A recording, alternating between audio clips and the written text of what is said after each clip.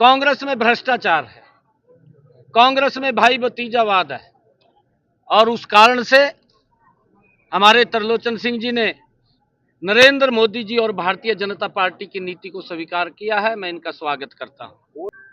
जो वो बोल रहे हैं, जिन बसों के अंदर हमारे सुरक्षाकर्मी, हमारे पुलिसकर्मी जहां ड्यूटी देने के लिए जाते हैं, उन बसों में बैठ करके वो बसें भेजी गई हैं। शायद उन्होंने ध्यान से नहीं देखा। मैं उनसे आग्रह करूंगा कि अगर वैसे नहीं ध्यान में आया तो चश्मे का उपयोग कर लें। बहुत बड़े नेता और लगातार करनाल से जिन्होंने विधानसभा का चुनाव भी लड़ा है, सरदार त्रिलोचन सिंह जी के साथ उनकी पूरी टीम आज भारतीय जनता पार्टी की सदस्यता ग्रहण की है।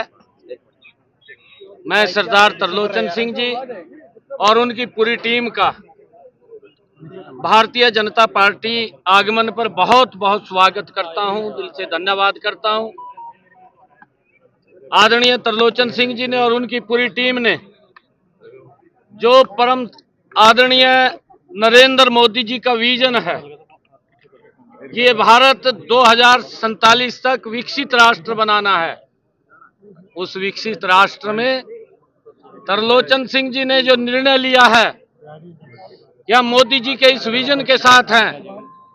मैं सरदार त्रिलोचन सिंह जी और उनकी पूरी टीम का दिल से बहुत बहुत स्वागत करता हूं और इनको बधाई भी देता हूं और एक विश्वास भी दिलाता हूं कि इनके सम्मान में और इनकी टीम के सम्मान में कभी कोई कमी भारतीय जनता पार्टी या सरकार की तरफ से नहीं रहेगी। पूरा सम्मान करेंगे। सब कांग्रेस के नेता आए थे, कह रहे प्रलोभन देकर या डरा धमकाकर जो है ज्वाइनिंग कराई जा रही है। अभी मनाने आए थे लेकिन सरदार जी त्रिलोचन सिंह नहीं माने। नहीं, देखिए, त्रिलोचन सिंह जी हमारे साथ खड़े हैं। जब तक ये कांग्रेस में रहे हैं तो कांग्रेस के थे, अब भारतीय जनता पार्टी में आए हैं तो पूरे तन मन धन के साथ भारतीय जनता पार्टी में है। ये दबाव नहीं होता, विचार का होता है। व्यक्ति का विचार क्या है?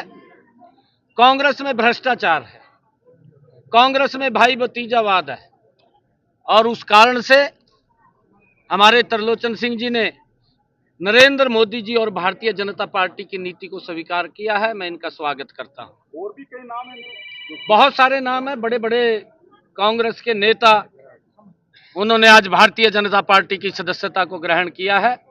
और करनाल के अंदर हमारी जो मेयर हैं, प्रत्याशी हैं, यहां से मेयर की प्रत्याशी श्रीमती रेणुबाला गुप्ता, त्रिलोचन सिंह जी के आने से एक तरफा चुनाव वो रेणुबाला गुप्ता का हो गया है। बहुत बड़े मैंडेट के साथ रेणुबाला गुप्ता यहां से जीतेंगी। वो आंकलन नहीं कर सकते कितनी वोटों से जीते, क्योंकि एक तरफा माहौल कर दिया है। संदेश देना चाहेंगे, युवाओं को संदेश देना चाहेंगे। बहुत से युवा 2 नंबर में अमेरिका जाते हैं लेकिन उनको पैसा भी बर्बाद होता है और वापस भी आते हैं। ऐसी चीज माँ बाप से ना करें वो। नहीं, देखिए, इसके लिए हमने कहा भी है और हमने विदेश सहयोग विभाग बना रखा है। उस विदेश सहयोग विभाग के अंतर्गत हम युवाओं को जहां जहां से डिमांड आती है, लगभग अब जब से ये विभाग शुरू हुआ है 500-600 युवाओं को हमने बाहर भेजने का काम किया है। उनका कोई पैसा नहीं लगता, सिर्फ मात्र किराया टिकट ही उनकी लगती है। उनको बाहर रजिस्ट्रमेंट करने का काम हमारी सरकार कर रही है। जितनी डिमांड्स बाहर से आती है, इस प्रकार का जो डोंकी से जाते हैं, मैं आग्रह करूंगा कि गलत कदम से बाहर ना जाएं, जिससे कि हमारे माँ बाप को भी दिक्कत का सामना करना, हमें भी स्वयं दिक्कत का सामना करना पड़ता है। हमारे शरीर के ऊपर भी कष्ट आता है जब हम इस प्रकार के रास्तों का चयन करते हैं। पंजाब के मुख्यमंत्री लगातार कह रहे हैं कैदियों वाली बस भेजी गई है हरियाणा सरकार की तरफ से, आरोप लगाएंगे सर?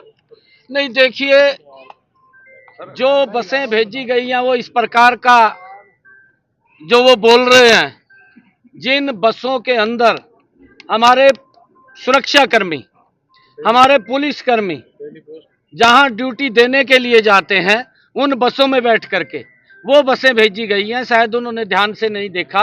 मैं उनसे आग्रह करूंगा कि अगर वैसे नहीं ध्यान में आया तो चश्मे का उपयोग कर लें। सर, करनाल के उनके लिए कब तक दरवाजे बंद रहेंगे? जो चुनाव में भारतीय जनता पार्टी छोड़कर गए थे, उनके लिए कब तक दरवाजे बंद रहेंगे? देखिए, दरवाजे किसी के लिए बंद नहीं है, दरवाजे खुले हैं। परंतु हम पार्टी का निर्णय होता है, पार्टी का निर्णय जब आएगा तो उसके ऊपर बात करेंगे। जिस प्रकार से कांग्रेस के पिलर सारे बीजेपी में आ रहे हैं, तो कांग्रेस क्या हाल होगा? देखिए जी, ये तो कांग्रेस की गलत नीति है। कांग्रेस अपने लिए काम करती है, समाज के लिए काम नहीं करती। और यही पीड़ा हमारे त्रिलोचन जी की थी कि समाज के लिए काम करना चाहिए। जब समय मिलता है, कोई समय थोड़ा नहीं मिला कांग्रेस को, 55 साल समय मिला, अपने लिए ही काम किया है। देश के लिए, समाज के लिए कोई काम ऐसा नहीं हुआ जिससे कि समाज ये कह सके कि ने अच्छा काम किया है।